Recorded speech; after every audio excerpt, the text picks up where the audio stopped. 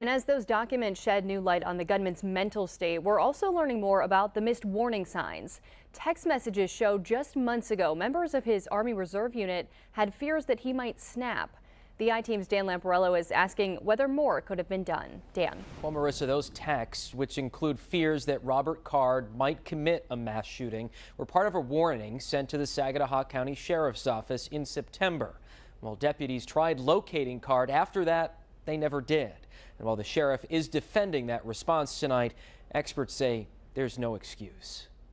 You cannot downplay, mitigate, or walk away from any information like this. Former FBI agent Dr. Tyrone Powers says the multiple warnings police received from family and friends about the Lewiston shooter's declining mental health should have prompted a much larger response. So there is no moving on from that. There's no closing the case because we can't find him. There is a priority of we must find this individual and put eyes on him. That is more than a mistake. A mistake says that it's unintentional. This is either incompetence or at the very least, it's not following up on what all police departments have been taught and trained in. But the Sagadahoc County Sheriff's Department is defending its response, saying deputies followed protocol when they attempted to find Robert Card at his Bowdoin home on 2 separate days in September, but never saw him face to face. What concerning point would have made it a priority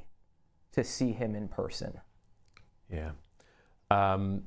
You know, I think with this case, when the deputy went back and talked with, you know, his command in the Army Reserves and followed up with the family, that the deputy felt confident at that time that there was going to be some support and assistance from those contacts. While documents show Card's family told deputies they'd work to take away his guns, a new text message obtained by the I-Team shows just how fearful some in Card's circle were about his behavior.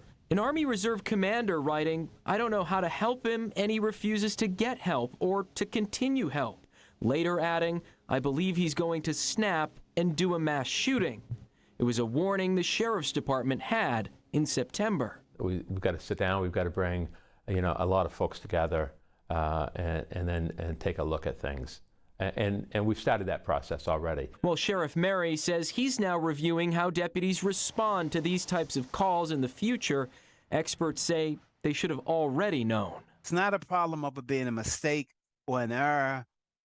It's a problem of people not doing their jobs. It is that simple. And because of that, we may have been able to prevent people from losing their lives, but we certainly would have been able to do more than we did in this particular case.